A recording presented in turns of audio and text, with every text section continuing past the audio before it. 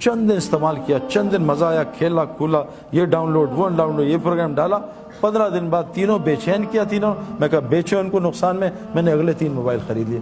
یہ میں نے سالوں کیا ہے، کیونکہ میں ہر وقت انٹرنیٹ اور میگزین میں ایڈز دیکھتا تھا، نہیں یہ صحیح یہ صحیح۔ میں نے دنیا کی ہر گاڑی استعمال کی ہے، خریدی ہے، ٹیسٹ ڈرائیو لی ہے، کرائے پہ لیے۔ اب یہاں تو ہم مہنگی گاڑیاں نے امریکہ کرائے پہ لے لی، 1 دن کا کرایہ $50، کوئی مسئلہ نہیں، پورش لے لو۔ میں نے ہر گاڑی چلائی، چند گھنٹوں دنوں کے مزے، میں نے گھر بنا کے بیچے ہیں، چند دنوں کے مزے، اس کے بعد وہی گھر تنگ کرتے ہیں۔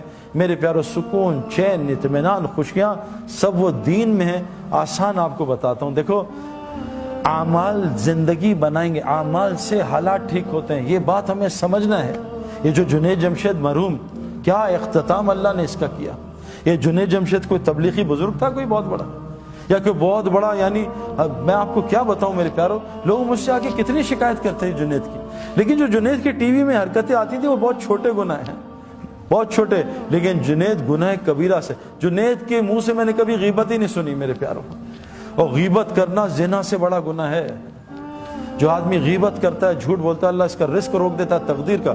حدیث میں آتا ہے بعض گناہ تقدیر کے رزق روک دیتے ہیں، بعض گناہ ایسے ہوتے ہیں۔ میں نے جنید کے منہ سے کبھی بھی، جنید کے میں کہوں نا کہ جنید یار وہ انضمام تمہارے لیے ایسا کہتا، وہ کہا سعید بھائی صحیح تو کہہ رہا تھا، میں ہے بھی تو ایسا، کبھی اسے ریٹیلیشن میں جواب نہیں دیا کہ انضمام کی ایسی کی تیسی ہے۔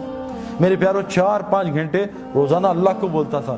جو مخلوق میں اللہ کو بولے گا، پھر دیکھو اللہ اس کا مخلوق میں کیسا موت پر اس کا تعارف کراتے ہیں۔ اگر اللہ اس کا تعارف یہیں شروع کر دیتا، وہ تو پھٹ جاتا، پاگل ہو جاتا، پتہ نہیں کسی غلط لائن پہ چلا جاتا۔ اللہ نے پوری دنیا کو دکھایا، دیکھو یہ ناچنے گانے والا تھوڑے دین پہ تھا، تھوڑے دین پہ۔ میں اور جنید جمشید، ہمارا دین تو کمزور ہے، ہمیں کتنے سال ہوئے ابھی، کچھ بھی نہیں، کبھی ہم یہاں غلطی، کبھی وہاں غلطی، جیسے بیٹسمین ہوتا ہے نا نیا، کبھی سلپ میں آؤٹ، کبھی ادھر آؤٹ، تو ہم تو آئے دن آؤٹ ہو جاتے ہیں۔ ذرا سی لڑکیاں آ جائیں تو آنکھیں آؤٹ ہو جاتی ہیں، ذرا سا ماحول غلط آئے تو کان آؤٹ ہو جاتے ہیں، ذرا سا ماحول آئے کبھی زبان آؤٹ ہو جاتی ہے۔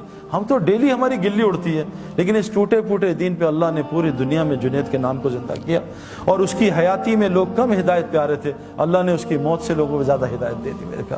میرے پیارو، اعمال سے دنیا بھی بنے گی، اور جنید جمشید کی دنیا ختم نہیں ہوئی۔ میں جنید کو جانتا ہوں 90s سے نا۔ جنید کیا صرف پاکستانیہ میں جو اردو جانتے ہیں، جنید کو ویسٹ میں مشہور تھوڑی آدمی تھا۔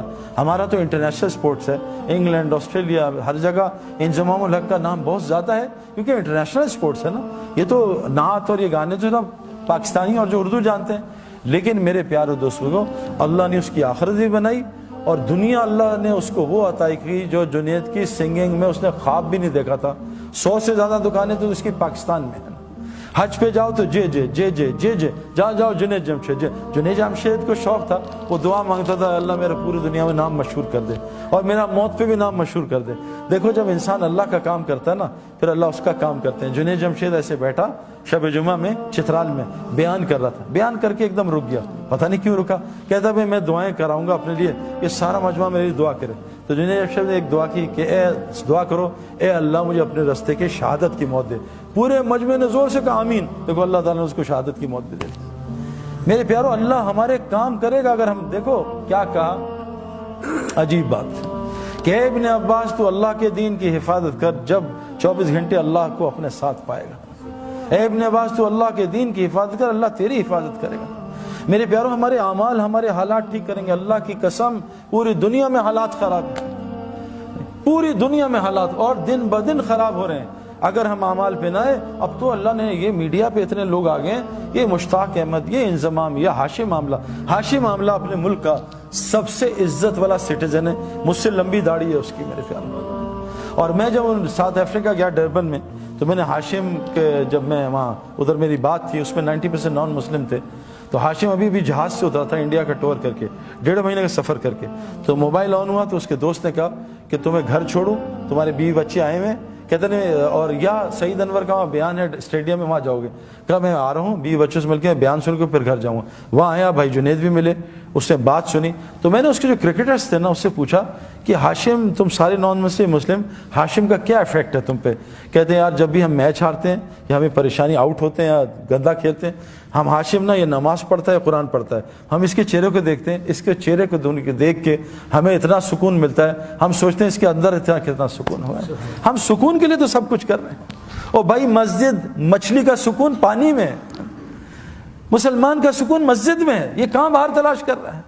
وہ عارضی سکون، ٹیمپرری، نشہ کیا ٹیمپرری سکون، پھر پریشانی، دوائی کھائی نیند کی ٹیمپرری سکون، پھر پریشانی، یہ سب آرٹیفیشل ہے۔ مچھلی کا سکون پانی میں، مچھلی کی ضروریات پانی کے اندر، مسلمان کا سکون پانی میں۔ مسلمان کی ضروریات کا تعلق مسجد کے اعمال کے ساتھ ہے، باہر نہیں ہے۔ مسجد کے اعمال، باہر کی محنت